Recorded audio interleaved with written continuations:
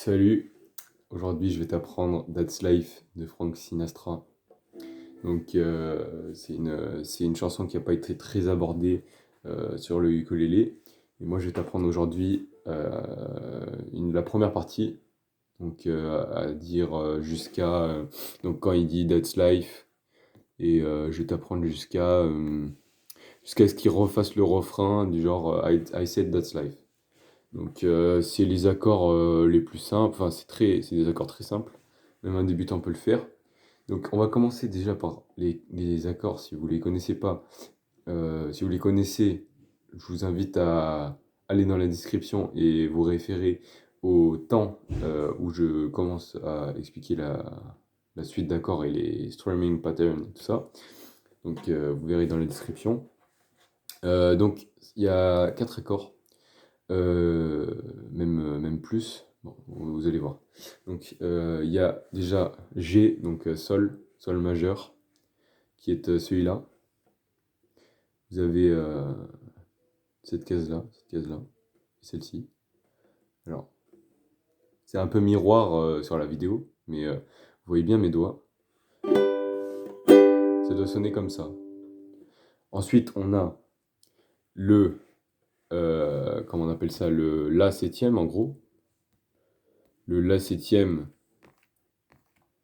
enfin, ça s'écrit B7 en fait. Celui-là, il ressemble à ça. Donc on a toute la ligne. Bon, après, il y en a qui ont des meilleures techniques, enfin des techniques propres à eux. Donc toute la deuxième case, la deuxième fret, et vous allez ajouter celle-ci. Vous voyez? Ah non, je fais un fuck, lol. C'est pour vous montrer bien. C'est la troisième case de la deuxième corde en partant du haut, bien évidemment.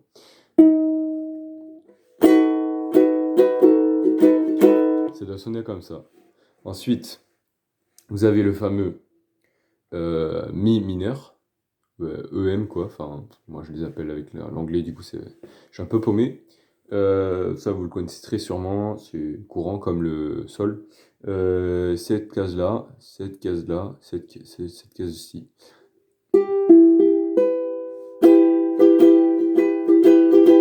Ça doit sonner comme ça. Puis le A septième. Donc là, non, c'est quoi? Oui, c'est la septième, je crois. Oui. Bah, d'ailleurs, c'était si septième tout à l'heure avec le B7. Je suis bête. Donc voilà. Donc la septième, c'est juste cette case-là. Donc la deuxième corde et la première case.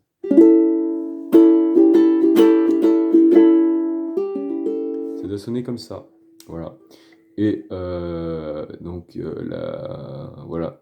Il y aura aussi un moment à la fin, c'est à la toute fin, il y aura l'accord de D. Ré quoi.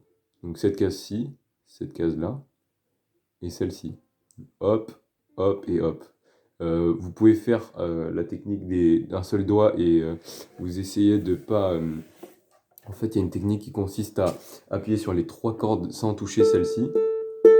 Voilà, cette case-là doit être libre, mais moi j'y arrive pas personnellement. Moi je vous conseille enfin pour les débutants, je pense que c'est mieux de faire comme ça. Vous serez plus précis et vous aurez moins de risques de toucher la quatrième. Et franchement, le ukulélé, vous inquiétez pas, c'est simple, hein, les accords au début. Voilà. Donc voilà.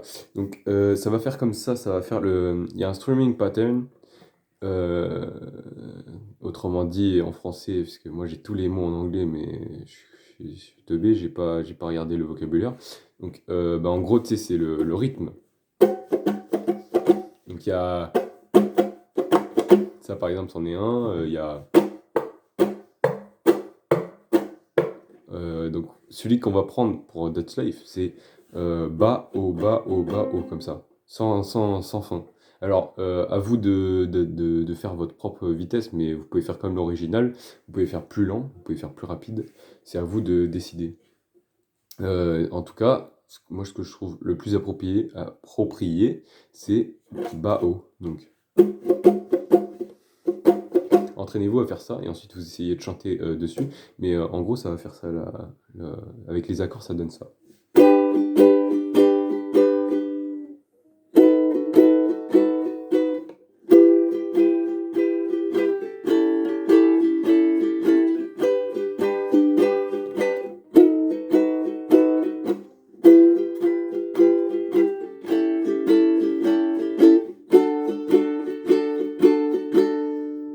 I said that's life.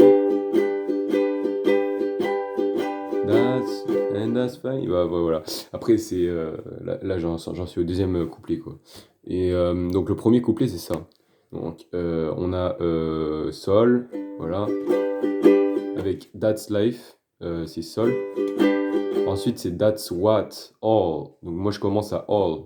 Je fais cet accord-là, le B septième. Donc en gros, je vais vous faire sûrement un texte. Ou dans la description, je vous mettrai ça. Je vous mettrai les accords dans l'ordre, en fait. Avec les paroles, vous verrez.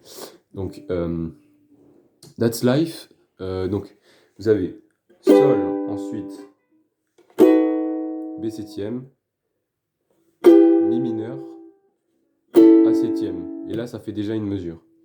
Ensuite, ça reprend. Exactement pareil. Sauf que là, vous les enchaînez un petit peu plus vite. Parce que ensuite, il faut glisser l'accord de Ré. Donc là, la deuxième mesure, c'est pareil, comme je vous ai dit.